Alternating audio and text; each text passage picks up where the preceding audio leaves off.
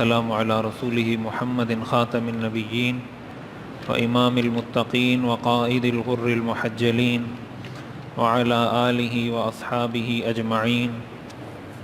أما بعد فأعوذ بالله من الشيطان الرجيم. بسم الله الرحمن الرحيم. والسابقون الأولون من المهاجرين والأنصار والذين اتبعوهم بإحسان رضي الله عنهم ورضوا عنه. صدق اللہ العظیم.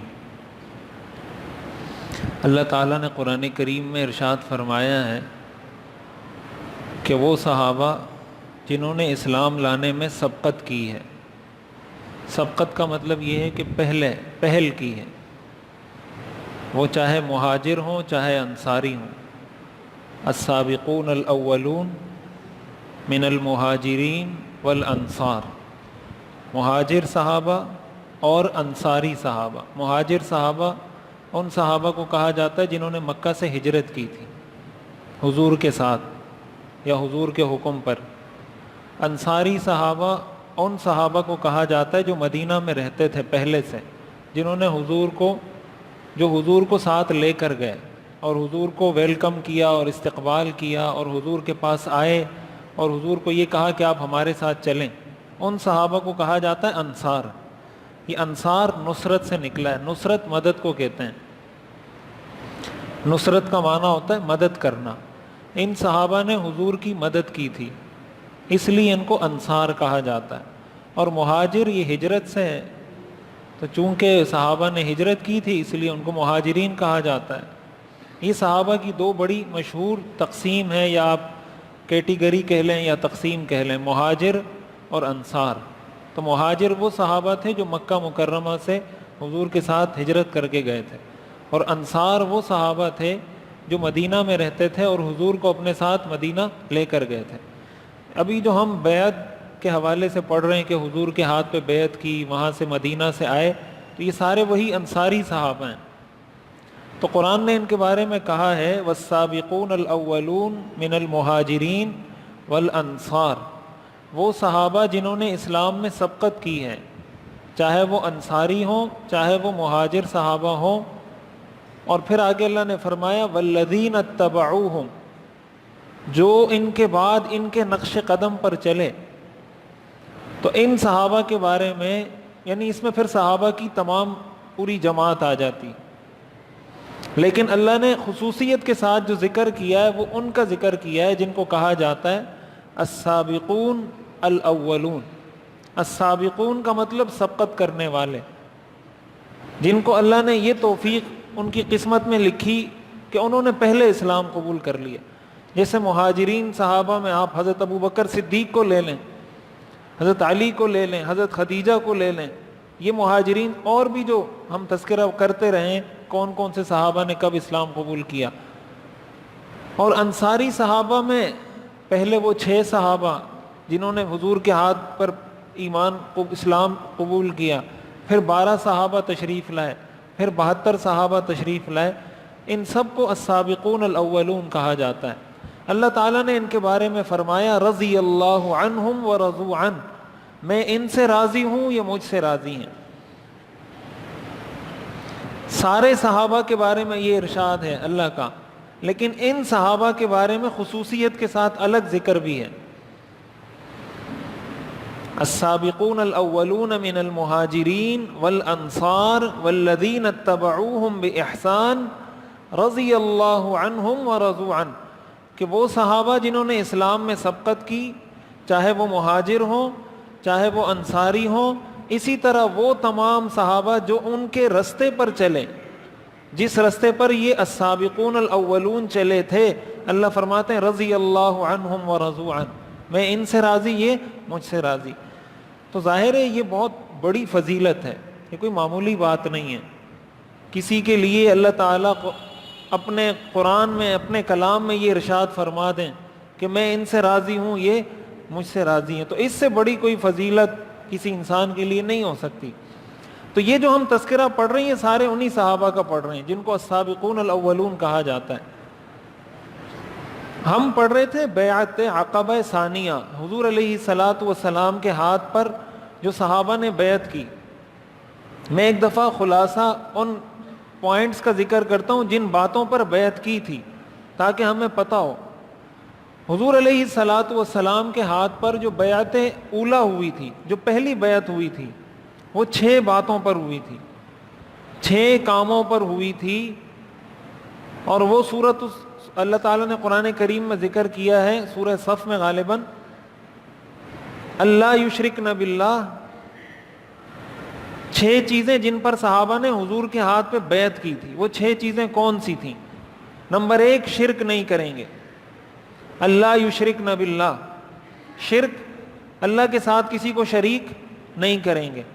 ولا یسرقن، چوری نہیں کریں گے. میں اس کی تفصیل عرض کر چکا ہوں، میں صرف ذکر کرنا چاہ رہا ہوں پوائنٹس. نمبر 2، چوری نہیں کریں گے. ولا یزنین، نمبر 3، زنا نہیں کریں گے. ولا یقتلن اولادہن، نمبر 4، اپنی اولاد کو قتل نہیں کریں گے. فقر کے ڈر کی وجہ سے، غربت کے ڈر کی وجہ سے اولاد کو قتل نہیں کریں گے.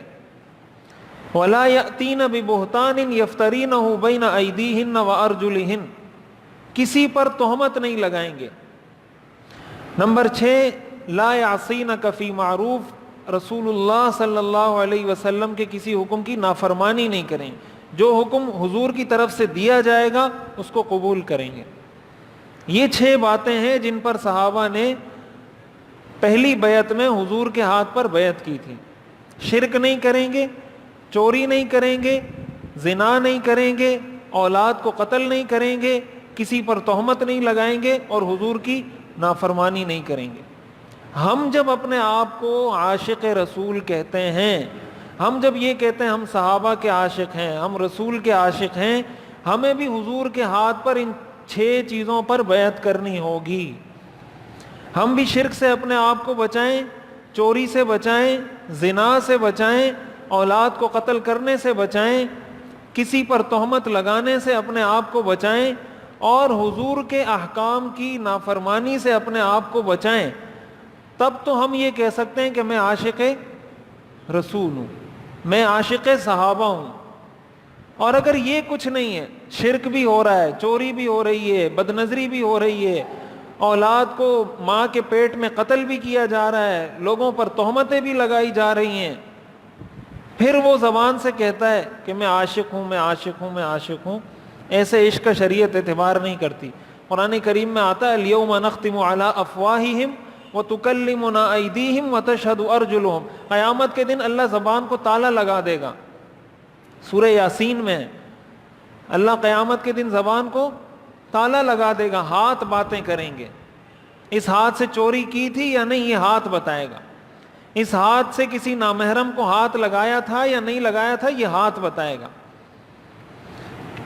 وَتَشْهَدُ أَرْجُلُهُمْ، ٹانگیں گواہی دیں گی، زبان کو تالا، ہاتھ گواہی دیں گے. اس ہاتھ سے آپ موبائل میں ساری رات کیا سرچ کرتے رہے، آپ کی انگلیاں کہاں کس مقصد کے لیے استعمال ہوتی رہیں، یہ ہاتھ، یہ انگلیاں اللہ کے سامنے گواہی دیں گی. ہاتھ بھی زنا کرتے ہیں، آنکھیں بھی زنا کرتی ہیں.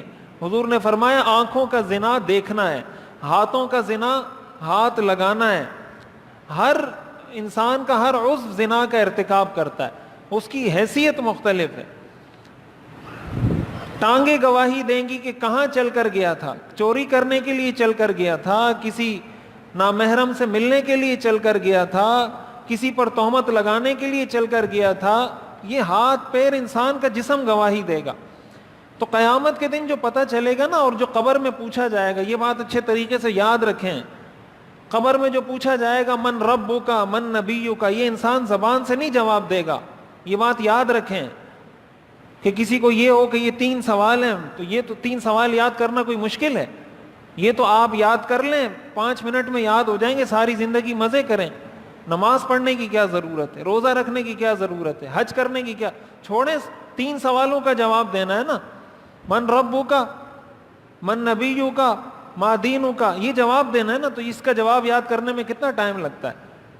5 منٹ بھی نہیں لگتے.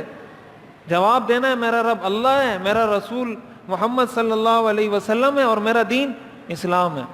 یہ اگر زبان سے جواب دینا ہوتا پھر تو معاملہ آسان تھا. حدیث میں آتا ہے حضور کا چہرہ انور قبر میں انسان کے سامنے پیش کیا جائے گا اور کہا جائے گا اس شخص کے بارے میں تم کیا کہتے ہو. مردہ سے پوچھا جائے گا حضور کا چہرہ انور سامنے لا کر اس شخص کے بارے میں کیا کہتے ہو. حدیث میں حضور نے فرمایا جس نے میری سنتوں پر عمل نہیں کیا ہوگا وہ کہے گا ہاں لا ادری لا ادری. وہ افسوس کرے گا ہاں مجھے نہیں پتا یہ شخص کون ہے. وہ جواب میں یہ کہے گا جب حضور کا چہرہ انور پیش کیا جائے گا جواب میں لا ادری مجھے نہیں پتا یہ کون ہے. اور جس نے سنتوں پر عمل کیا ہوگا وہ جواب دے گا کہ یہ اللہ کے رسول ہیں. اس طرح پوچھا جائے گا, اس طرح پوچھا جائے گا کہ آپ اس شخص کو جانتے ہیں, اس کی سنتوں پر کتنا عمل کیا, اس کے راستے اور اس کے طریقوں کتنا اپنایا. تو عمل کرنے والا بتا دے گا, بدعمل کہے گا ہاں. یہ حدیث کے الفاظ بتا رہا ہوں, ہاں لا ادری, افسوس اور غم کی وجہ سے کہے گا کہ مجھے نہیں پتا یہ شخص کون ہے. تو یہ بات اچھے طریقے سے یاد رکھیں. یہ جو میں سیرت پڑھا رہا ہوں مقصد اس کا بنیادی طور پر یہ ہے کہ ہم اس سے سبق حاصل کریں, اس پر عمل کریں, دوسروں کو بتائیں. یہ سیرت ہے, یہ عشق رسول ہے, یہ عشق صحابہ ہے. پہلی بیعت ہوئی تھی 6 چیزوں پر. یہ میں دہراتا اس لیے ہوں بار بار کہ یاد ہو جائے. میرا مقصد کوئی تقریر کرنا نہیں ہے کہ میں نے تقریر کی آپ نے سن لی. آپ کوشش کریں گے آپ کو یاد ہو جائیں. شرک نہیں کریں گے, چوری نہیں کریں گے, زنا نہیں کریں گے, اپنی اولاد کو قتل نہیں کریں گے, کسی پر تہمت نہیں لگائیں گے, اور اللہ کے رسول کی نافرمانی نہیں کریں گے. یہ 6 چیزیں تھیں جن پر صحابہ نے پہلی بیعت میں حضور کے ہاتھ پر بیعت کی تھی.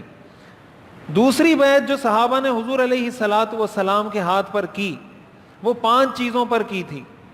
اس میں سے پہلی چیز السمع والطاعہ فی النشاط والکسل, چستی اور سستی, ہر حال میں اللہ اور اس کے رسول کی بات مانیں گے, چاہے دل کر رہا ہو دل نہ کر رہا ہو. کبھی انسان موڈ میں ہوتا ہے کبھی موڈ میں نہیں ہوتا. اس کا مطلب یہ چاہے موڈ میں ہو چاہے موڈ میں نہ ہو, چاہے غصے کی حالت ہو چاہے عام حالت ہو, جس حالت میں بھی ہو. حضور نے جو بیعت کی 72 صحابہ کو جو آپ نے بیعت کیا جو مدینہ سے آئے تھے, آپ نے کہا السمع والطاعہ, میری بات سنو گے, والطاعہ اس کی اطاعت کرو گے, فی النشاط والکسل, چستی اور سستی میں. یعنی تمہاری جو بھی حالت ہو, طبیعت اچھی ہو خراب ہو, دل مانے نہ مانے, اس پر بیعت کرو. نمبر 1. دوسری چیز النفقۃ فی العسر والیسر, تنگ دستی میں بھی اور مالداری میں بھی اللہ کی راہ میں خرچ کرو گے, چاہے غربت ہو چاہے مالداری ہو. اس چیز پر حضور نے ان سے بیعت لی. تیسری چیز حضور نے فرمایا الامر بالمعروف والنہی عن المنکر, اچھائی کا حکم دو گے برائی سے لوگوں کو روکو گے. نمبر 4 لا تخافوا ان تقولوا فی اللہ لا تخافون فی اللہ لومۃ لائم, جب اللہ کے دین کی بات ہوگی, جب اللہ کے لیے کوئی بات کی جائے گی تو کسی ملامت کرنے والے کی ملامت سے ڈرو گے نہیں. جو حق بات ہوگی وہ بغیر لگی لپٹی کے حق بات کو حق طریقے سے صحیح لوگوں کو بتاؤ گے, ڈرو گے نہیں کہ لوگ کیا بولیں گے, لوگ کیا سوچیں گے, لوگ میرے بارے میں کیا کہیں گے. اور نمبر 5 آپ نے فرمایا ان تنصرونی وتمنعونی اذا قدمت علیکم, تم میری ایسی حفاظت کرو گے, میری ایسی مدد کرو گے جس طرح اپنے بیوی بچوں کی حفاظت اور مدد کرتے ہو. یہ 5 چیزیں ہیں جن پر حضور نے دوسری بیعت صحابہ سے لی. پہلی چیز کیا ہے کہ اللہ اور اس کے رسول کی بات ماننی ہے سستی اور چستی میں. دوسری چیز تنگ دستی اور مالداری ہر حال میں اللہ کی راہ میں خرچ کرنا ہے. تیسری چیز امر بالمعروف نہی عن المنکر. چوتھی چیز اللہ کے لیے جب بات کرو گے کسی ملامت کرنے والے کی ملامت سے ڈرو گے نہیں. پانچویں چیز میری ایسی حفاظت کرو گے اور ایسی مدد کرو گے جیسی حفاظت اور جیسی مدد اپنے بیوی بچوں کی کرتے ہو. اس کا مطلب یہ ہوا کہ ہم سیرت سے یہ سبق سیکھیں کہ ہم نے بھی اگر صحابہ کے رستے پر چلنا ہے، حضور کی منشا کے مطابق زندگی گزارنی ہے، تو یہ چیزیں اپنے اندر پیدا کرنی ہوں گی کہ شریعت پر عمل کریں، دل مانے یا نہ مانے۔ ہمارے ہاں کیا ہوتا ہے، کوئی غصے میں ہے اس کو دین کی بات بتا دیں یا کہیں بھائی غصہ نہیں کریں، غصہ حرام ہے، یہ وہ، اس وقت اس کا دماغ کام نہیں کرتا، کچھ بھی بولتا رہے گا بولتا رہے گا بولتا رہے گا۔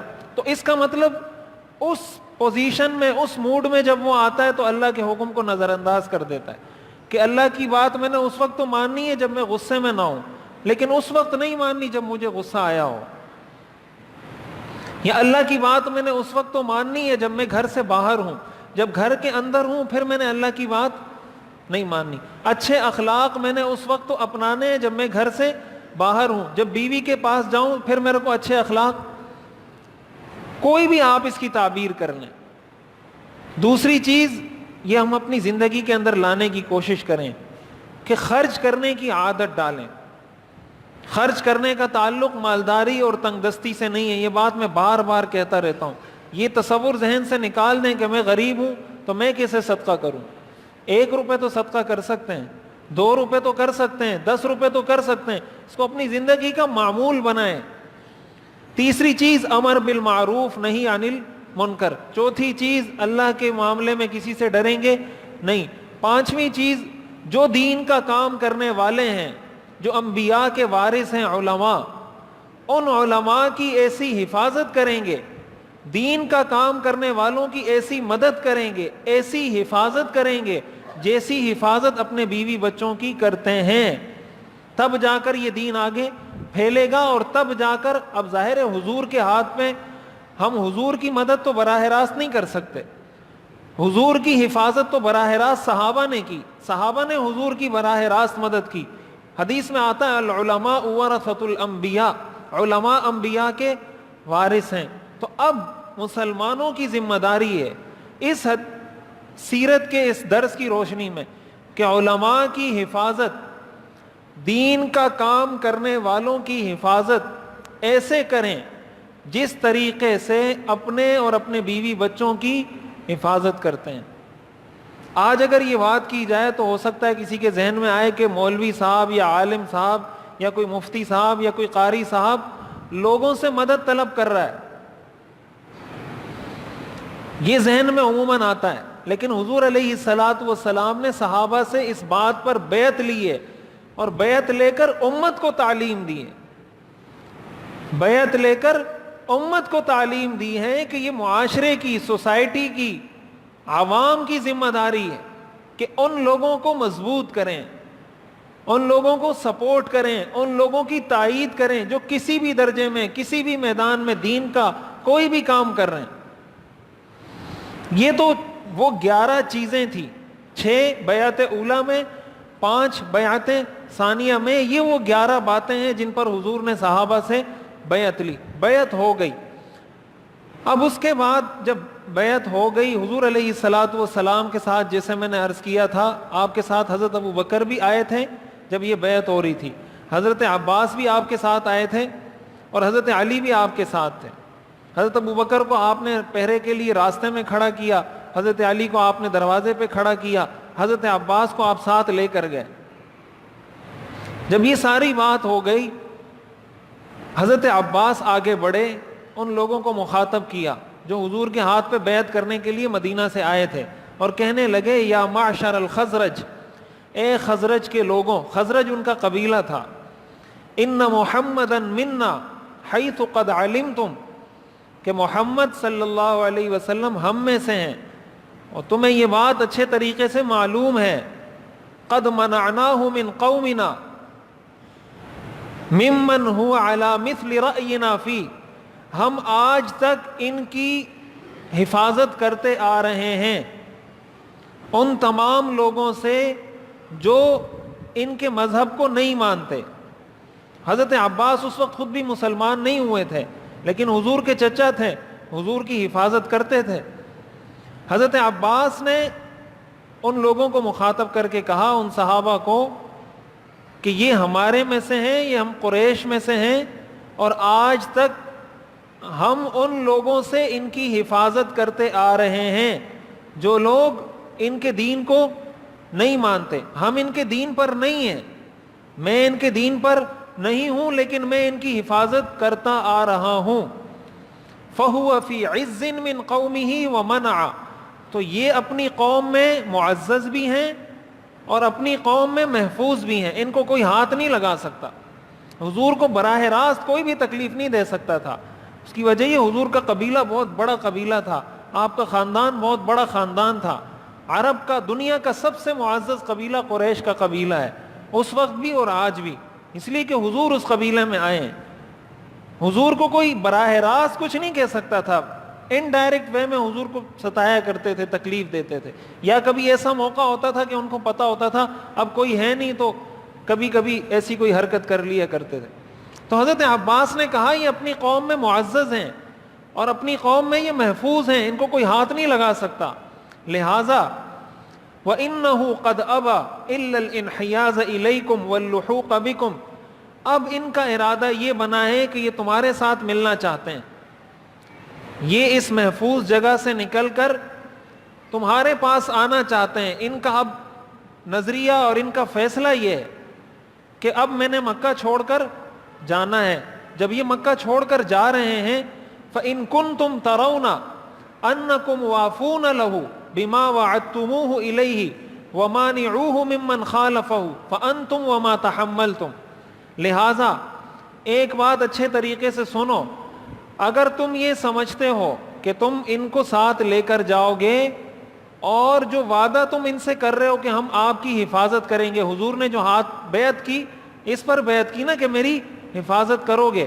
حضرت عباس نے فرمایا یہ جو تم وعدہ کر رہے ہو, اگر تم اس وعدے کو پورا کر سکتے ہو اور ان کی حفاظت کر سکتے ہو اور ان کی مدد کر سکتے ہو, فَأَنْتُمْ وَمَا تَحَمَّلْتُمْ, تو ٹھیک ہے تم اور تمہارا معاملہ, ہم کچھ نہیں کہتے, ہم بیچ میں نہیں آتے. اگر تم یہ وعدہ پورا کر سکتے ہو کہ ان کو کوئی تکلیف نہیں پہنچے گی.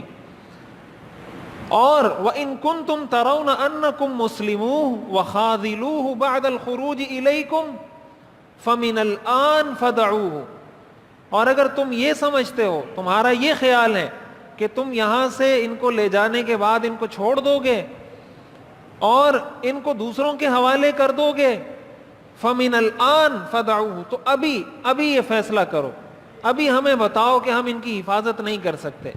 اس لیے فَإِنَّهُ فِي عِزٍّ وَمَنْعَةٍ, یہاں پر یہ عزت کے ساتھ بھی رہ رہے ہیں اور حفاظت کے ساتھ بھی رہ رہے ہیں. تو حضرت عباس نے انصاری صحابہ جنہوں نے بیعت کی تھی ان کو مخاطب کر کے بڑے واضح انداز میں دو سوال پیش کیے, دو آپشن دیے اور کہا ان میں سے ایک اختیار کرو, لیکن ابھی اختیار کرو.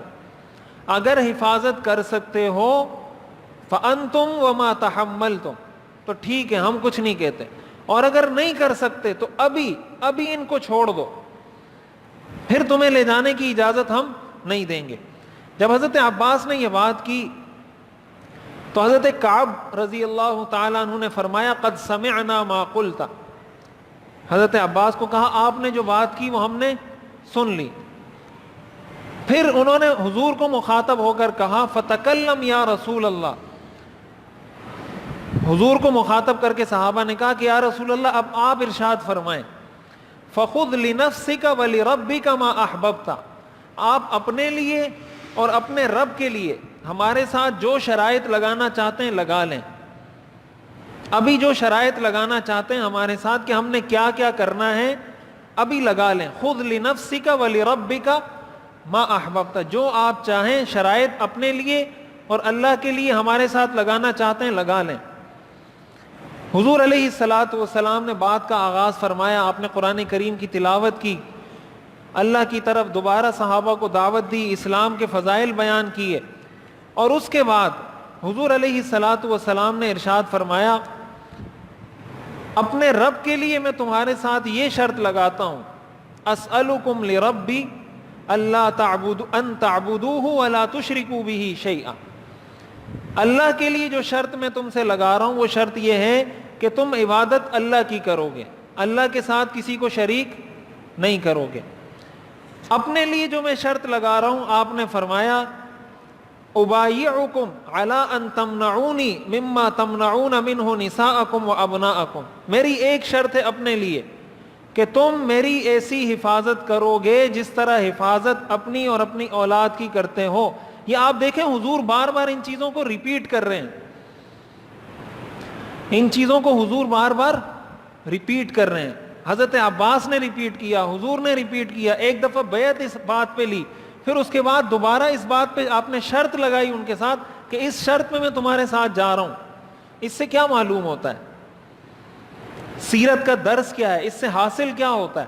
اس سے حاصل یہ ہوتا ہے کہ اسباب کے درجے میں کسی سے کسی چیز کا مطالبہ کرنا، اپنی حفاظت کا مطالبہ کرنا یا اپنے جائز حق کا مطالبہ کرنا، یہ تقوی کے خلاف نہیں ہے، یہ بزرگی کے خلاف نہیں ہے، یہ اسلام کے خلاف نہیں ہے۔ ہمارا کیا تصور بنا ہوا ہے، اگر کوئی مولوی صاحب مسجد میں یا مدرسے میں محتمم کو کہہ دیں یا مسجد کے ذمہ دار لوگوں کو کہہ دیں کہ بھائی میری تنخواہ بڑھا دو یا میرا یہ مسئلہ ہے، میرا یہ کام حل کر دو، تو آگے سے ہم لوگوں کا ذہن کیا بنا ہوا ہے؟ ہم لوگوں کا ذہن یہ بنا ہوا ہے کہ یار مولوی ہو کر دنیا کے پیچھے پڑا ہوا ہے، مولوی ہو کر دنیا کے پیچھے پڑا ہوا ہے۔ آپ کے مولوی صاحب آپ کے 5,000 میں، آپ کے 10,000 میں اللہ بہت برکت دے گا، یہ آپ کا پیسہ بڑا بابرکت ہے، آپ کیوں دنیا کے پیچھے پڑے ہوئے ہیں؟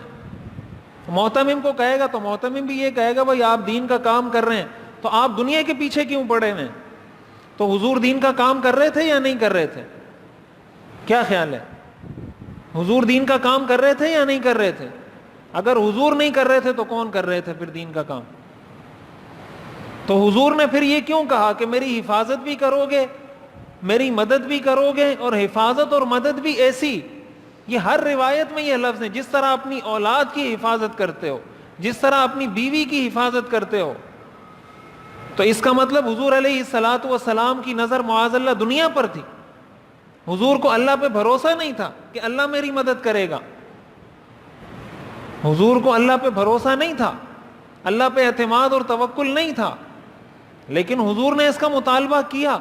آج اگر یہ بات کوئی کرتا ہے تو اس کو تقوی کے بھی منافی سمجھا جاتا ہے، ایسے شخص کو دنیا دار بھی کہا جاتا ہے، ایسے شخص کو یہ بھی کہا جاتا ہے یار یہ تو دنیا کے پیچھے پڑا ہوا ہے، اس کو تو دین کی اہمیت اس کی نظروں میں نہیں ہے۔ یہ سیرت کے منافی ہے، یہ سیرت کے کیا ہے؟ منافی ہے۔ میں اکثر یہ بات کہا کرتا ہوں، ہمارے استاد محترم حضرت مفتی محمود اشرف صاحب دامت برکاتہم، جب انسان سیرت پڑھتا ہے نا، اس کے دماغ کے جو دریچے ہیں وہ کھلتے ہیں، اس کی جو کھڑکیاں نا کھلتی ہیں، پتہ چلتا ہے صحیح کیا ہے غلط کیا ہے۔ ہم نے مذہب کا اپنا ایک تصور بنایا ہوتا ہے۔ دور حدیث میں دارالعلوم کراچی میں عموماً 450-500 طلبہ ہوتے ہیں ایک کلاس کے اندر، جو آخری سال ہوتا ہے۔ تو حضرت مفتی محمود اشرف صاحب دامت برکاتہم ہمارے استاد ہیں، بخاری شریف پڑھاتے ہیں دارالعلوم کراچی میں۔ تو وہ جب آتے ہیں پہلے دن تو وہ اکثر یہ بات کہتے ہیں کہ یہ 450 علماء نہیں بیٹھے ہوئے، طلباء کو مخاطب کر کے کہتے ہیں جن کا آخری سال ہوتا ہے، یہ 450 علماء نہیں ہیں، یہ 450 مذہب بیٹھے ہوئے ہیں، یہ 450 مذہب بیٹھے ہوئے ہیں۔ اور پھر ارشاد فرماتے ہیں کہ مولوی صاحب آپ کا الگ مذہب ہے، آپ کا الگ مذہب ہے، آپ کا الگ مذہب ہے، آپ کا الگ مذہب ہے، میں یہاں جو مذہب پڑھانے کے لیے آیا ہوں اس مذہب کا نام ہے اسلام، میں جو مذہب پڑھانے کے لیے آیا ہوں اس مذہب کا نام کیا ہے؟ اسلام۔ اگر آپ اسلام پڑھنا چاہتے ہیں تو دارالعلوم کراچی میں رہیں، اور اگر آپ کوئی اور مذہب جو آپ نے اپنا مذہب بنایا ہوا ہے وہ پڑھنا چاہتے ہیں تو میں معذرت چاہتا ہوں، میں آپ کو وہ مذہب نہیں پڑھاؤں گا، آپ کو یہاں بیٹھے بیٹھے تکلیف ہوگی کہ یہ مفتی صاحب کیا کیا باتیں کر رہے ہیں، لہٰذا آپ آج ہی دارالعلوم سے چلے جائیں۔ ہوتا کیا ہے؟ ہوتا یہ ہے کہ ہم جس پس منظر میں، جس بیک گراؤنڈ میں، جس معاشرے میں پلے بڑے ہوتے ہیں، جو تصورات، جو خیالات ماں باپ سے، معاشرے سے، دوستوں سے، میڈیا سے، مختلف ذرائع سے ہمارے دماغ میں بیٹھے ہوتے ہیں، ہم اس کو اسلام سمجھ رہے ہوتے ہیں، اور اگر کوئی آدمی اس کے خلاف کر رہا ہوتا ہے ہم سمجھتے ہیں یہ اسلام کے خلاف ہے، حالانکہ وہ اسلام کے خلاف نہیں ہوتا، اس آدمی کے مزاج کے خلاف ہوتا ہے۔ میں اکثر اس کی مثال دیتا ہوں، جیسے ہمارے یہاں کسی کی لڑائی ہو جاتی ہے، دو بھائی آپس میں لڑ پڑے، اب کسی مولوی صاحب نے، کسی مفتی صاحب نے اس کو کہا بھائی سے بات بند مت کرو، یہ گناہ ہے، ناجائز ہے، اس طرح قطع تعلقی کرنا اللہ نے اس کو حرام کیا ہے، اور یہ اور فلاں کتنی دفعہ ایسے واقعات لوگ بیان کرتے ہیں، پوچھتے ہیں۔ اب جب آپ اس کو سمجھائیں گے نا کہ بھائی سے بات چیت بند مت کرو، تو وہ آگے سے جواب میں کہے گا کہ اس نے یہ کیا، اور یہ میں غیرت کی وجہ سے کر رہا ہوں۔ یہ میں کس وجہ سے کر رہا ہوں؟ غیرت کی وجہ سے کر رہا ہوں، اور آگے کہے گا اللہ بھی غیرتی ہے۔ اللہ بھی کیا ہے؟ غیرت تو اللہ کو پسند ہے، غیرت اللہ غیرتی ہے، میں غیرت کر رہا ہوں اس لیے میں اس سے بات نہیں کر رہا۔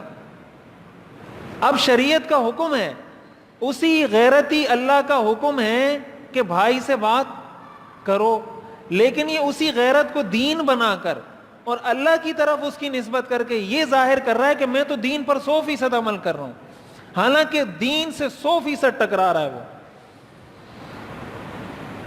غیرت دین کا حصہ ہے، لیکن غیرت کس کو کہتے ہیں یہ آپ ڈیفائن نہیں کریں گے، یہ قرآن ڈیفائن کرے گا۔ قرآن اس کو بےغیرتی کہتا ہے کہ آپ بھائی سے بات نہیں کر رہے، قرآن اس کو بےغیرتی کہتا ہے۔ آپ اس کو غیرت کہہ کر لیبل اچھا لگا دیا، نسبت اللہ کی طرف کر دی، اپنے آپ کو پکا مسلمان بنا دیا اور اس کو پکا کافر بنا دیا۔ تو یہ اسلام ہے یا ہمارا مزاج ہے؟ یہ ہمارا مزاج ہے جس کو ہم نے اسلام بنا دیا۔ بیوی کے ساتھ سختی کریں گے، اس کو ماریں گے، اس کو دبائیں گے، ظلم کریں گے، کوئی منع کرے تو ہمارا جواب آگے سے کیا ہوتا ہے؟ ہمارا رد عمل کیا ہوتا ہے؟ بیوی کی کوئی بات کوئی مرد سننے کے لیے تیار نہیں ہوتا، حالانکہ حضور کی سیرت میں کئی دفعہ آپ کے سامنے بیان کر چکا ہوں حضور کا اپنی ازواج کے ساتھ رویہ کیسا تھا۔ ہم تو اٹھ کے، حدیث میں آتا ہے، صحیح حدیث ہے، حضور علیہ الصلوۃ والسلام نے زندگی بھر کبھی کسی عورت پر ہاتھ نہیں اٹھایا، کبھی، پوری زندگی میں صحیح حدیث بیان کر رہا ہوں، حضور نے کبھی کسی عورت پر ہاتھ نہیں اٹھایا۔ ہم جب عورت کو مارتے ہیں تو اس کو غیرت کا نام دیتے ہیں کہ اس عورت نے، اس بیوی نے تو بدتمیزی کی ہے، میرے ساتھ منماری کی ہے، اس نے تو یہ کیا ہے، اس نے تو وہ کیا ہے۔ حضور علیہ الصلوۃ والسلام کی ازواج مطہرات کے ساتھ بھی حضور کی بہت دفعہ ایسا ہوا کہ کبھی کوئی تعلق میں چپقلش ہو گئی، کبھی ازواج مطہرات کی جانب سے کوئی ایسا عمل ہوا جو حضور کو اچھا نہیں لگا۔ قرآن میں اس کے تذکرے ہیں، احادیث میں اس کے تذکرے ہیں، لیکن حضور نے کبھی، حدیث میں قرآن کریم کی آیت ہے نا، یا ایھا النبی لم تحرم ما احل اللہ لک تبتغی مرضات ازواجک۔ حضور کے لیے ایک دفعہ کسی زوجہ مطہرہ نے کوئی شہد سے کوئی مشروب بنایا، کوئی شربت بنایا، حضور نے اس کو پی لیا، اور دوسری زوجہ مطہرہ کے پاس گئے تو دوسری زوجہ مطہرہ نے کوئی ایسی بات کی کہ آپ نے کیا یہ چیز پی ہے؟ اس سے یہ تاثر گیا حضور کو کہ شاید یہ مشروب پینے کی وجہ سے میرے منہ سے کوئی بدبو آ رہی ہے لوگوں کو، حضور کو یہ تاثر گیا، حضور نے فرمایا میرے اوپر حرام ہے، آئندہ میں یہ مشروب نہیں پیوں گا، اس لیے کہ حضور کو بدبو سے سخت نفرت تھی۔ قرآن کریم میں اللہ نے آیات نازل کی، یا ایھا النبی لم تحرم ما احل اللہ لک، اے نبی آپ ان چیزوں کو کیسے حرام قرار دیتے ہیں جو اللہ نے آپ کے لیے حلال کی ہیں۔ لم تحرم، آپ کیوں حرام قرار دیتے ہیں، ما ان چیزوں کو، احل اللہ لک جو اللہ نے آپ کے لیے کی، تبتغی مرضات ازواجک، صرف اپنی بیویوں کو خوش کرنے کے لیے۔ تو اللہ تعالیٰ نے حضور علیہ الصلوۃ والسلام کو اس پر تنبیہ کی کہ آپ اپنی زوجہ کے لیے یہ کام نہ کریں۔ حضور اپنی ازواج کو اتنا خوش رکھتے تھے۔ تو عرض کرنے کا مقصد یہ ہے کہ ہم اپنے مزاج کو دین نہ بنائیں، اپنے مزاج کو دین نہ بنائیں، اپنے مزاج کو دین کے مطابق بنائیں.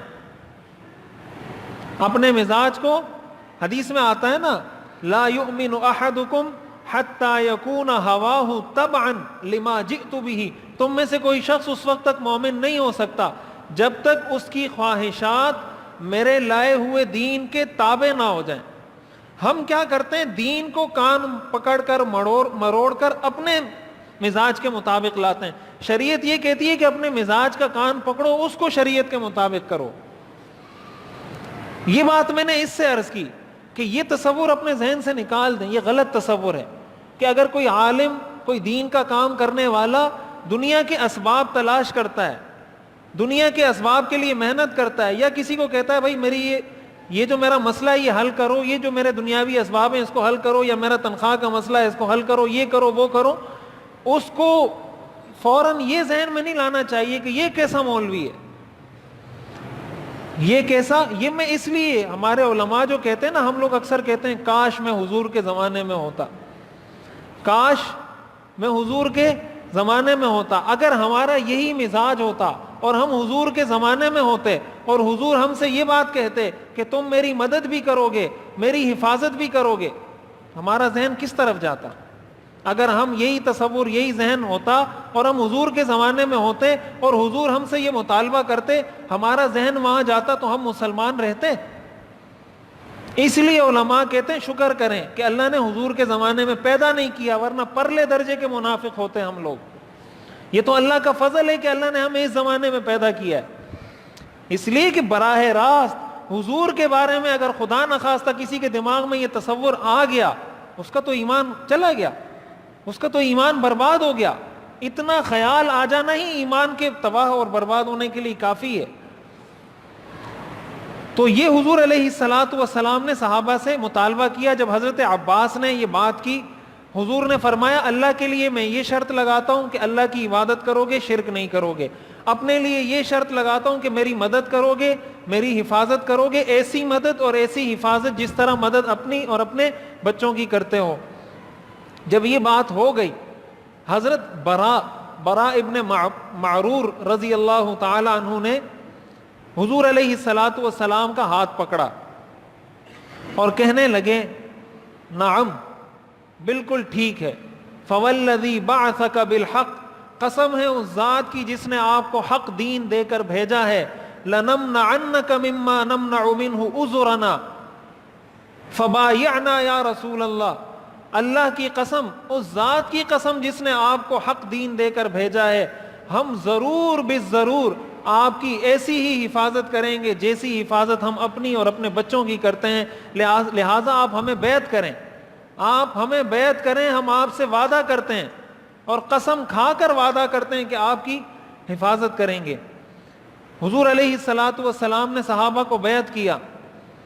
جب یہ بات ہو گئی تو حضرت ابو الہیثم ابن التیہان، یہ ایک صحابی ہیں، انہوں نے بیچ میں بات کاٹی. حضرت برا اور حضور بات کر رہے تھے، یہی بات حضور نے کی. حضور نے جواب ارشاد فرمایا. حضرت ابو الہیثم نے بیچ میں کہا واللہ نحن ابناء الحروب ورثناها کابرا عن کابر، کہ یا رسول اللہ ہم جنگوں کے بیٹے ہیں. جنگوں کے بیٹے کا مطلب یہ ہے کہ ہم ہر وقت جنگوں میں رہتے ہیں اور یہ ہمیں جدی پشتی میراث میں یہ چیز ملی ہے کہ بس جنگیں ہی کرنی ہے، جنگیں ہی کرنی ہے. لہذا یا رسول اللہ آپ نے تو شرط لگا دی، آپ نے اللہ کے لیے بھی شرط لگا دی، اپنے لیے بھی شرط لگا دی. ہم نے قسم کھا کر آپ کے ہاتھ پہ بیعت کر لی کہ ہم اس پر پورا اتریں گے. اب ایک شرط ہم نے بھی لگانی ہے، ایک شرط ہم نے بھی لگانی ہے. وہ شرط کیا ہے؟ ان بیننا و بین الرجال حبالا، ہمارے بہت سی قوموں کے ساتھ معاہدے ہیں، بہت سی قوموں کے ساتھ ہمارے معاہدے ہیں کہ ہم کسی کو پناہ نہیں دیں گے، اس دین والوں کی مدد نہیں کریں گے، یہ نہیں کریں گے، حضور کو پناہ نہیں دیں گے. وَإِنَّا قَاطِعُوهَا، اور اب جب ہم آپ کے ہاتھ پہ بیعت کریں گے تو آپ کے ہاتھ پر بیعت کر کے ہم وہ سارے معاہدے ختم کریں گے. جہاں جہاں ہمارا معاہدہ ہے سب کو ہم جا کے کہیں گے بھائی آج کے بعد ہمارا تمہارا کوئی معاہدہ نہیں یہ ختم, ہم نے ان کو پناہ دے دی ہے, جنگ کرنی ہے, جو بھی کرنی ہے کریں جنگ. تو حضور کو صحابہ نے یہ کہا کہ ہم آپ کو یہ بتا رہے ہیں کہ ہم تو آپ کے ساتھ تیار ہیں, لیکن یہ چیز ہم آپ کو بتا رہے ہیں کہ ہم جدی پشتی جنگ کرتے آ رہے ہیں. بہت سے لوگوں کے ساتھ ہماری جنگ ہے, بہت سے لوگوں کے ساتھ ہمارے معاہدے ہیں. جب ہم آپ کے ہاتھ پہ بیعت کریں گے یہ سارے معاہدے ہم کو توڑنے پڑیں گے. لہذا فَهَلْ عَسَيْتَ إِن فَعَلْنَا ذَلِكَ ثُمَّ أَظْهَرَكَ اللَّهُ أَن تَرْجِعَ إِلَىٰ قَوْمِكَ وَتَدَعُنَا. یا رسول اللہ کہیں ایسا تو نہیں ہوگا کہ آپ ہمارے پاس آ جائیں, پھر اللہ آپ کو غلبہ دے دیں, اللہ آپ کو دنیا میں قوت اور طاقت دے دے, تو آپ ہمیں چھوڑ کر دوبارہ مکہ چلے جائیں؟ آپ ایسا تو نہیں کریں گے کہ ہم آپ کے لیے سارے معاہدے توڑ رہے ہیں, سارے معاہدے ختم کر رہے ہیں. فَهَلْ عَسَيْتَ, کہیں ایسا تو نہیں ہے, ان اظہرک اللہ, اللہ آپ کو غلبہ دے دے, ان ترجع الی قومک, آپ دوبارہ اپنی قوم کے پاس آ جائیں, وتدعونا, اور ہمیں چھوڑ دیں, ہمارے ساتھ ایسا تو نہیں کریں گے؟ یہ ہماری شرط ہے, یہ شرط آپ نے ہمارے ساتھ وعدہ کرنا ہوگا کہ آپ ہمیں چھوڑیں گے نہیں. حدیث میں آتا ہے فتبسم رسول اللہ صلی اللہ علیہ وسلم, تو حضور علیہ الصلوۃ والسلام مسکرانے لگے اور فرمایا بل الدم الدم الہدم الہدم, جس سے تم لڑو گے اس سے میں لڑوں گا, جس سے تم صلح کرو گے اس سے میں صلح کروں گا. الدم الدم, جس کا خون تم بہاؤ گے اس کا خون میں بہاؤں گا. الہدم الہدم, جس کو خون تم معاف کرو گے اس کو خون میں معاف کروں گا. انا منکم وانتم منی, میں تم میں سے ہوں تم مجھ میں سے ہو. لہذا احارب من حاربتم, جس سے تم جنگ کرو گے ان سے میں جنگ کروں گا. اسالم من سالمتم, جن سے تم صلح کرو گے ان سے میں صلح کروں گا. حضور علیہ الصلوۃ والسلام نے انصار کے, گویا حضور نے انصار کے سامنے شرائط رکھی, انصار نے قبول کیا. انصار نے حضور کے سامنے شرط رکھی کہ ہماری بھی شرط ہے کہ پھر آپ ہمیں چھوڑیں گے نہیں, ہم آپ کی ابھی مدد کے لیے تیار ہیں. آج آپ کی قوم آپ کی مدد نہیں کر رہی, آپ مجبوراً مکہ چھوڑنے پر مجبور ہیں, ہم آپ کی مدد کر رہے ہیں, آپ بھی ہمارے ساتھ وعدہ کریں. تو حضور نے وعدہ بھی اتنا پکا وعدہ کیا. یہ الفاظ ہیں, یہ تعبیر ہے. الدم عربی میں خون کو کہتے ہیں, خون. الدم الدم الدم الدم کا مطلب ہے خون خون. خون خون کا مطلب یہ تم جس سے لڑو گے میں اس سے لڑوں گا. الہدم, ہدم کے معنی ہوتے ہیں ختم کر دینا. ہدم کا مطلب یہ کہ آپ کسی سے جنگ ختم کرنا چاہتے ہیں, تو آپ نے فرمایا الہدم الہدم, میں بھی ان سے جنگ ختم کروں گا, میں بھی ان سے جنگ ختم کروں گا. اور پھر آپ نے وضاحت فرمائی احارب من حاربتم واسالم من سالمتم, جس سے تم لڑو گے ان سے میں لڑوں گا, جس سے تم صلح کرو گے ان سے میں صلح کروں گا. حضرت کعب رضی اللہ تعالیٰ عنہ فرماتے ہیں حضور علیہ الصلوۃ والسلام نے جب یہ بات ارشاد فرمائی, ہم نے حضور کے ہاتھ پر بیعت کر لی. پھر حضور علیہ الصلوۃ والسلام نے, اب یہ ایک بات تو اس سے دیکھیں ہمیں یہ سمجھ میں آتی ہے کہ جب انسان کوئی معاملہ کر رہا ہو, جب انسان کسی سے کوئی معاملہ کر رہا ہو, اس کو بالکل صاف ستھرا کرنا چاہیے. معاملہ بالکل صاف ستھرا کرنا چاہیے. آپ بھی اپنی پوری بات کریں, سامنے والے کی بھی پوری بات سنیں. اگر آپ کو ان کی بات سمجھ میں آ جاتی ہے, ان کو آپ کی بات سمجھ میں آ جاتی ہے, اتفاق رائے ہو جاتا ہے, تو ایسے موقع پر آپ وہ بات کر لیں, وہ معاہدہ کر لیں, وہ کام کر لیں, یا ان کے ساتھ جو بھی آپ بات کرنا چاہتے ہیں وہ کر لیں. لیکن کبھی بھی ایسا نہیں کرنا چاہیے کہ کوئی بڑا ہے وہ اپنی بات تو کرے, دوسرے کی بات نہ سنے, کہ نہیں میں کہہ رہا ہوں میری بات مانو, تم اپنی باتیں چھوڑ دو. حضور نے ایسا نہیں کیا. حضور نے صحابہ کو موقع دیا کہ آپ بات کریں, اپنی شرائط پیش کریں, اپنی بات کریں. قبول کرنے کی ہوں گی تو میں قبول کر لوں گا. حضور کے سامنے دیگر بہت سے لوگوں نے شرائط رکھی تھی, آپ نے قبول نہیں کی تھی, میں پہلے اس کا تذکرہ کر چکا ہوں. مثلا کچھ لوگوں نے یہ شرائط رکھی کہ جب آپ کو حکومت ملے گی تو حکومت میں ہمیں حصہ دینا. حضور نے انکار کر دیا, آپ نے فرمایا میں نہیں, یہ وعدہ نہیں کروں گا. یہ تو اللہ کا معاملہ ہے. اللہ جس کو حکومت دینا چاہے, جس کو امیر بنانا چاہے. تو ایک بات تو ہمیں یہ سمجھ میں آتی. دوسری بات یہ سمجھ میں آتی ہے کہ حضور علیہ الصلوۃ والسلام نے جب یہ وعدہ کیا صحابہ سے, انصاری صحابہ سے, پھر حضور علیہ الصلوۃ والسلام نے اس کو نبھایا. آج تک حضور کا روضہ اطہر مدینہ منورہ میں ہے, مکہ میں نہیں ہے. حضور علیہ الصلوۃ والسلام پھر دوبارہ مکہ نہیں گئے, مکہ تشریف لے گئے حج کے لیے, عمرے کے لیے, اپنا گھر بنانے کے لیے یا وہاں مستقل شفٹ ہونے کے لیے آپ مکہ نہیں گئے. حالانکہ وہ آپ کا آبائی علاقہ تھا, آپ وہاں پیدا ہوئے تھے, آپ کے والد وہاں کے تھے, آپ کی والدہ وہاں کی تھی, آپ کا آبائی علاقہ تھا, آپ کا پورا خاندان وہاں پہ تھا. لیکن آپ نے جب صحابہ سے وعدہ کیا, پھر آپ نے اس کو ایسا وفا کیا کہ پھر آپ دوبارہ مکہ مکرمہ نہیں گئے ہیں. اگر گئے ہیں ضرورت کے لیے, آپ جب مکہ مکرمہ آتے تھے پھر آپ سفر کی نماز پڑھتے تھے. حضور نے بالکل مکہ کو چھوڑ دیا تھا. یہی مسئلہ ہے کہ اگر کوئی آدمی مثلا کسی گاؤں میں رہتا ہے اور اس گاؤں کو وہ بالکل ہی چھوڑ دیتا ہے, ٹوٹلی اپنا گھر یہاں شفٹ کر دیتا ہے, اب اس کا کوئی ارادہ نہیں ہے دوبارہ وہاں جانے کا, تو ایسا شخص جب اپنے اس گاؤں جائے گا تو وہاں سفر والی نماز پڑھے گا, جس کو قصر کہتے ہیں.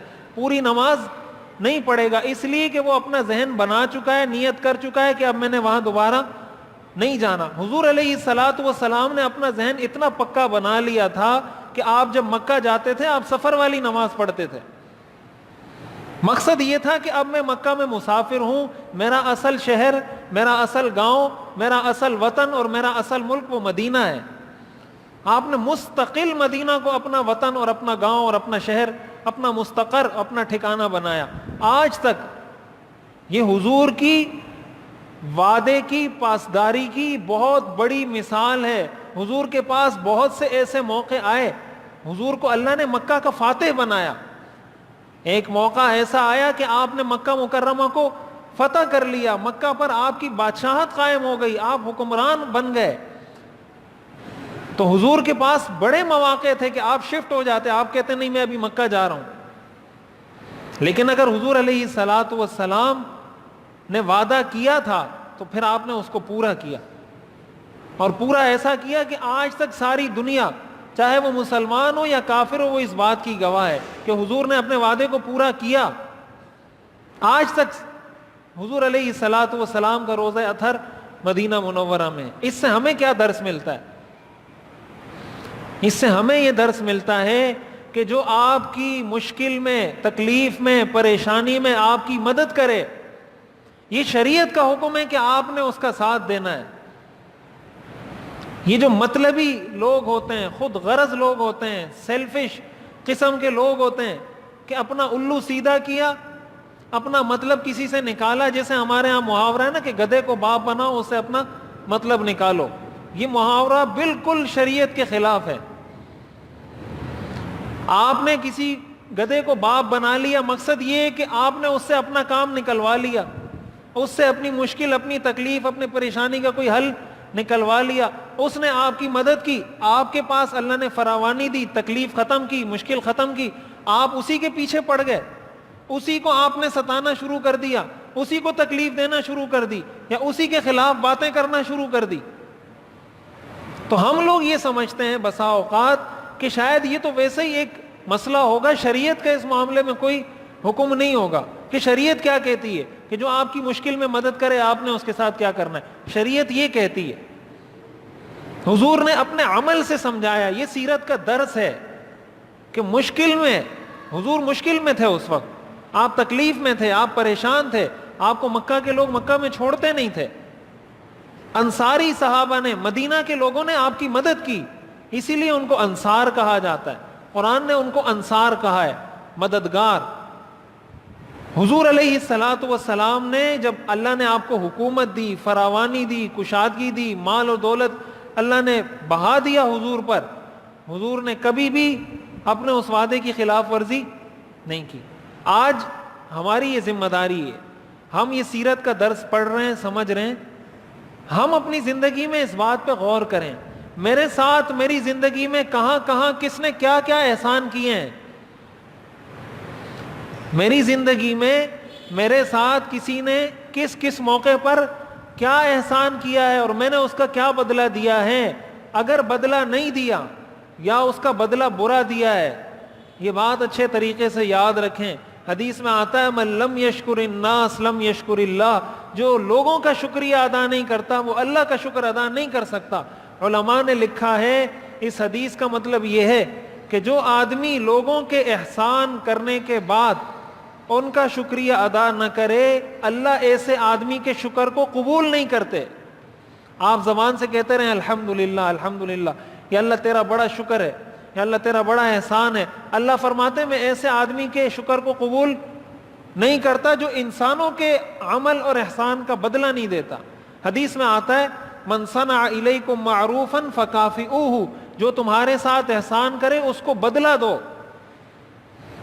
فإن لم تجدوا ما تکافئوا بہ، اگر بدلہ نہیں دے سکتے فادعوا لہ، اس کے لیے دعا کرو.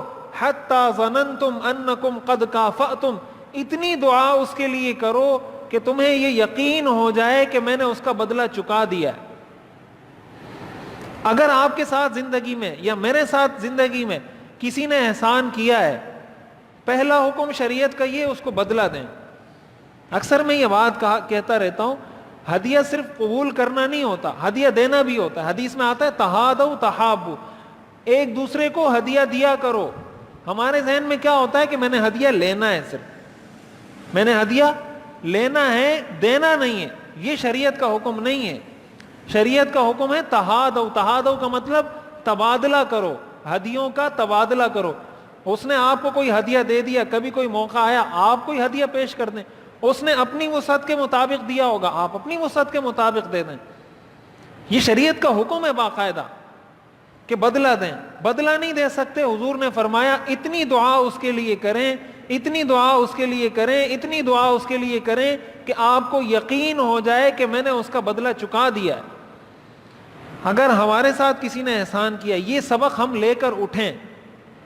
آج جب ہم اٹھیں تو یہ سبق لے کر اٹھیں میرے ساتھ کس کس نے کیا. اس لیے تو قرآن کا حکم ہے والدین کے لیے دعا کرو، رب ارحمہما کما ربیانی صغیرا، اس لیے کہ والدین انسان کے سب سے بڑے محسن ہوتے ہیں.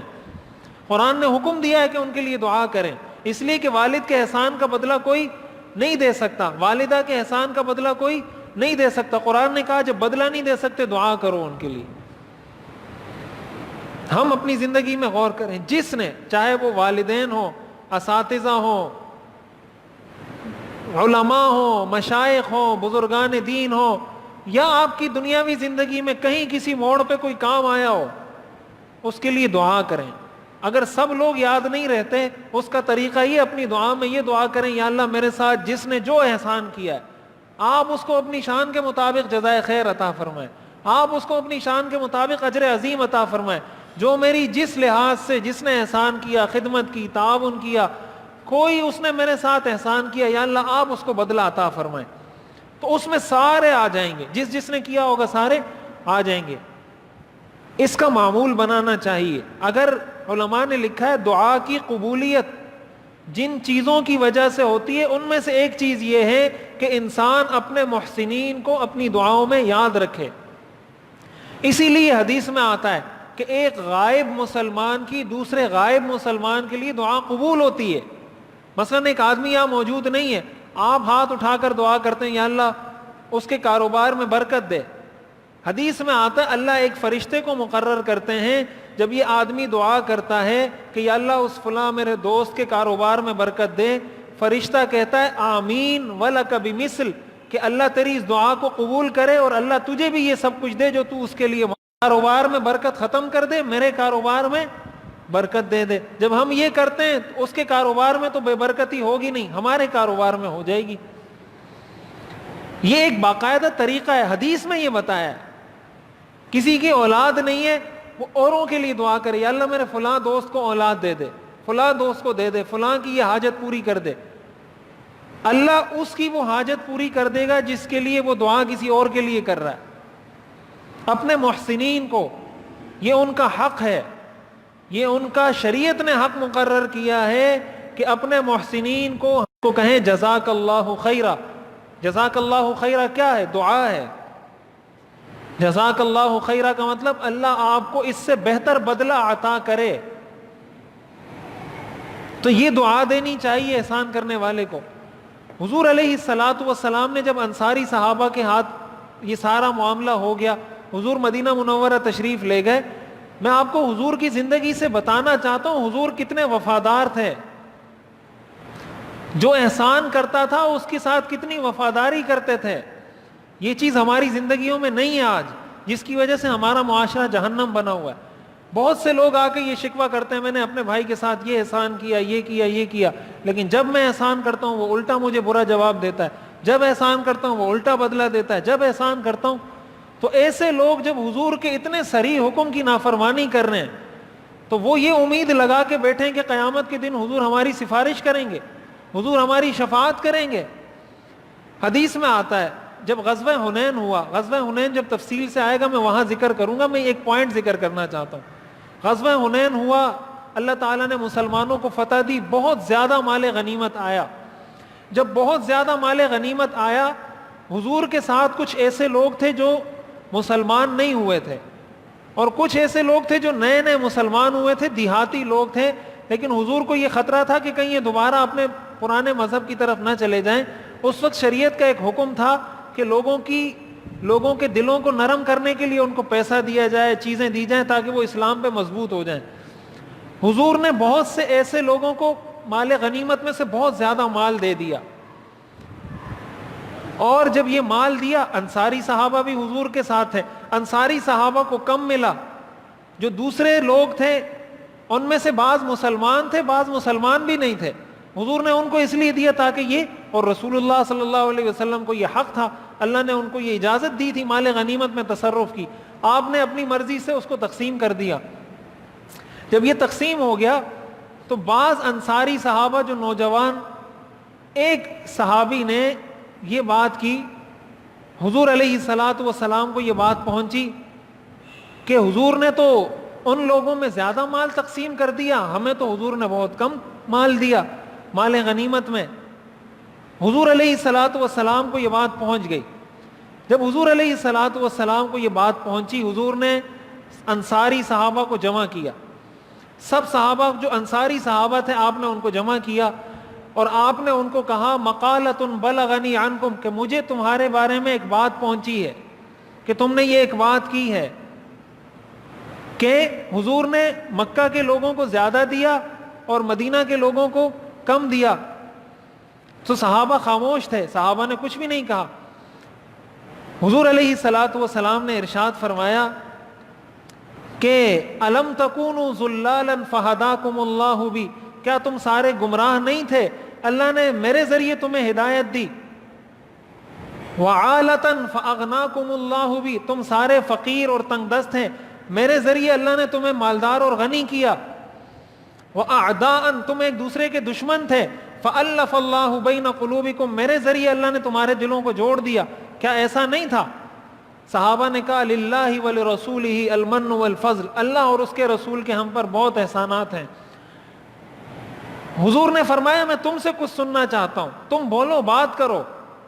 انصاری صحابہ بار بار یہی کہتے تھے اللہ اور اس کے رسول کے ہم پر بڑے احسان ہیں. حضور علیہ الصلاۃ والسلام فرمانے لگے واللہ لو شئتم, اللہ کی قسم اگر تم چاہتے تو تم یہ بات کہہ سکتے تھے.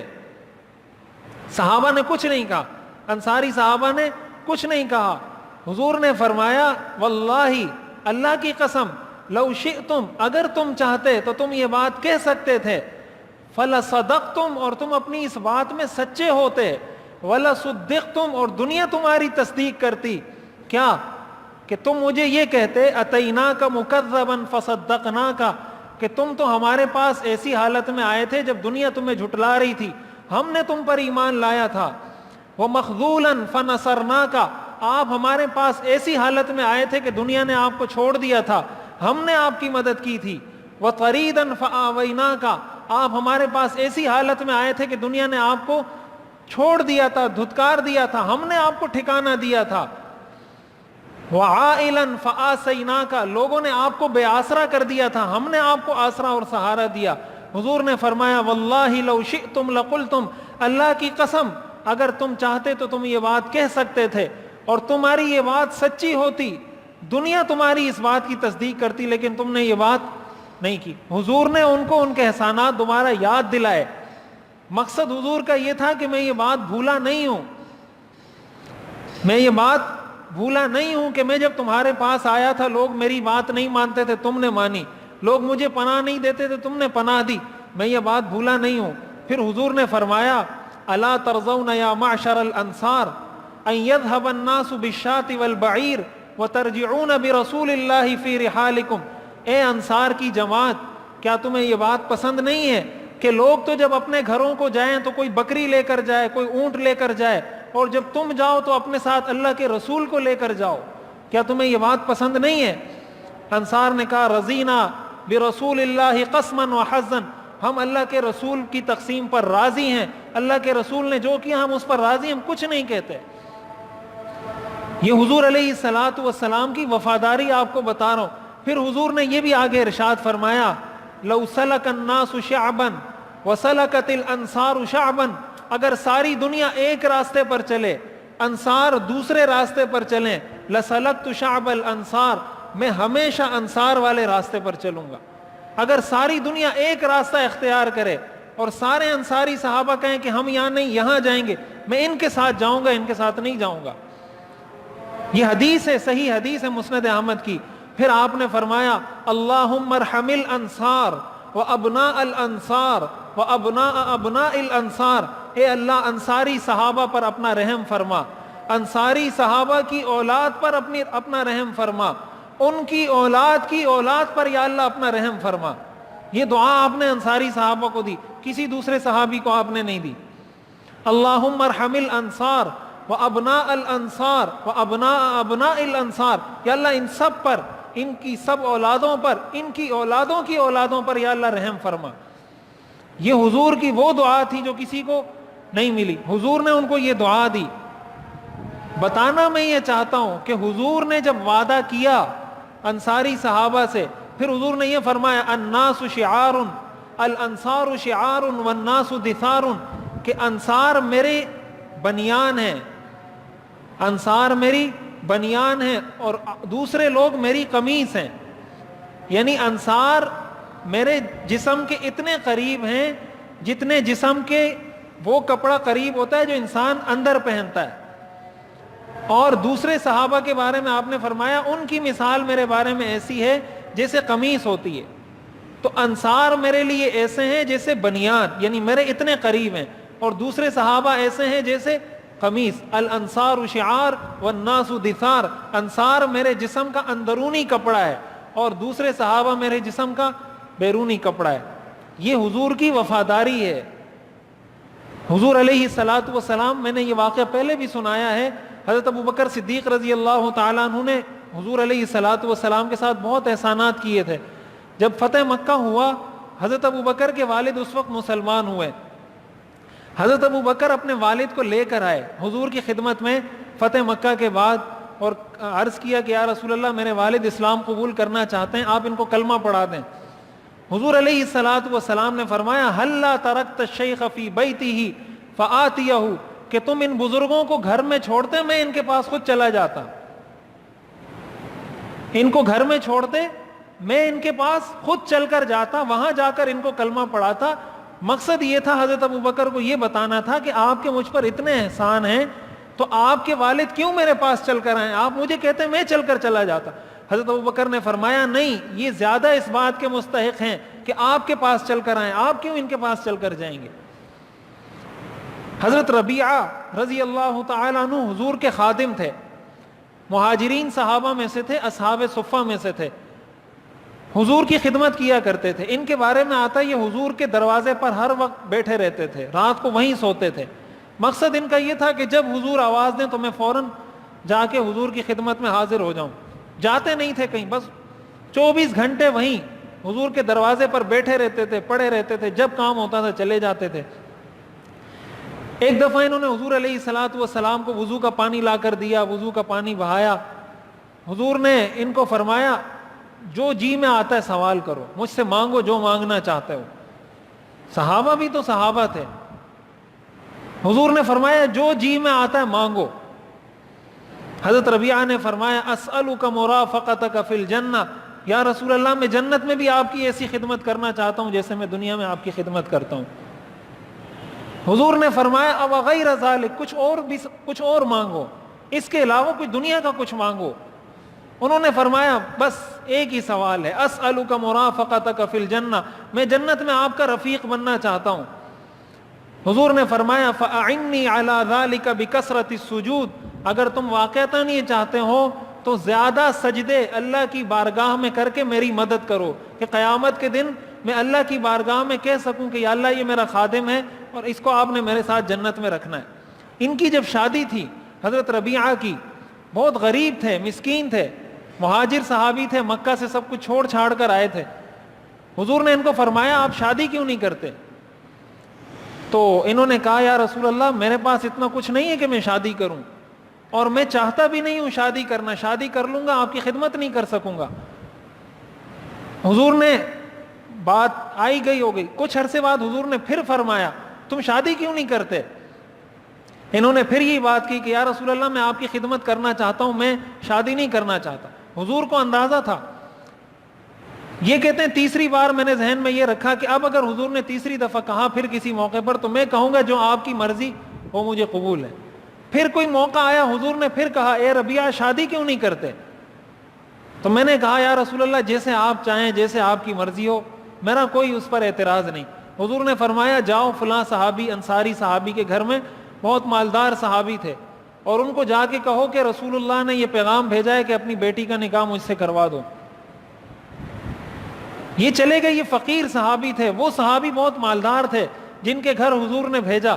یہ چلے گئے، ان کو کہا کہ حضور نے مجھے کہا ہے، مجھے بھیجا ہے کہ آپ اپنی بیٹی کا نکاح مجھ سے کروا دیں. انہوں نے کہا حضور نے بھیجا ہے، ہم ابھی آپ کا نکاح کرواتے ہیں. نکاح کر دیا. یہ حضور کے پاس آئے اور کہنے لگے یا رسول اللہ میں نے نکاح تو کر لیا لیکن اب میں مہر میں دینے کے لیے کچھ نہیں ہے میرے پاس. حضور نے صحابہ کو فرمایا کہ سونا جمع کرو. آپ نے فرمایا اجمعوا لہ نواۃ من ذہب، ایک گھٹلی کے برابر، اس کے وزن کے برابر سونا جمع کرو. صحابہ نے سونا لا کر دیا. حضور نے حضرت ربیعہ کو دیا اور فرمایا یہ سونا لو، جا کے ان کو مہر میں دے دو. مہر میں دے کر آ گئے. اگلے دن جب آئے حضور نے ولیمے کے بارے میں پوچھا، بھائی ولیمہ کیا نہیں کیا؟ تو انہوں نے فرمایا یا رسول اللہ میرے پاس تو کوئی ولیمہ نہیں، پیسے نہیں ہے، کچھ نہیں ہے. حضور نے صحابہ کو فرمایا بھائی اس کے لیے کھانا جمع کرو، بکری اس کے لیے کوئی لا کر دے. ایک صحابی آیا، انہوں نے بکری پیش کی. حضور نے فرمایا جا کے یہ ذبح کرو، اس سے ولیمہ کرو. پھر ان کو حکم دیا کہ حضرت عائشہ کے پاس جائیں گھر میں، ان کے پاس گھر میں کچھ کھانا رکھا ہوا ہے، کچھ چیزیں رکھی ہوئی ہیں، ان کو میرا جا کر کہے کہ رسول اللہ نے مجھے بھیجا ہے کہ گھر میں جو کچھ کھانے کی چیزیں ساری چیزیں میرے حوالے کر دو. کچھ تمہارا سالن ہو جائے گا، کچھ تمہاری روٹی ہو جائے گی، اور جا کے یہ لوگوں کو کھلا دو. وہ گئے. حضرت عائشہ فرماتی ہیں کہ پتہ نہیں کتنے دن ہو گئے تھے ہمارے گھر میں کچھ کھانے کو نہیں تھا، اور ابھی بھی صرف یہی کھانا تھا، اس کے علاوہ کچھ نہیں تھا. حضور کا حکم آیا، میں نے وہ اٹھا کے حضرت ربیعہ کو دے دیا. وہ گئے، انہوں نے اپنا ولیمہ کر لیا. یہ حضور کی وفاداری بتا رہا ہوں آپ کو کہ انہوں نے حضور کی خدمت کی. تو حضور نے یہ نہیں فرمایا کہ اللہ آپ کو جنت میں بدلہ دے گا. جو آپ کر سکتے تھے اپنی استطاعت کے مطابق آپ نے ان کو بدلہ دیا، ان کی شادی کروائی، ان کے مہر کا بندوبست کیا، ولیمے کا بندوبست کیا کہ یار یہ صحابی میری اتنی خدمت کرتا ہے، میں بھی کچھ ان کے کام تو آؤں.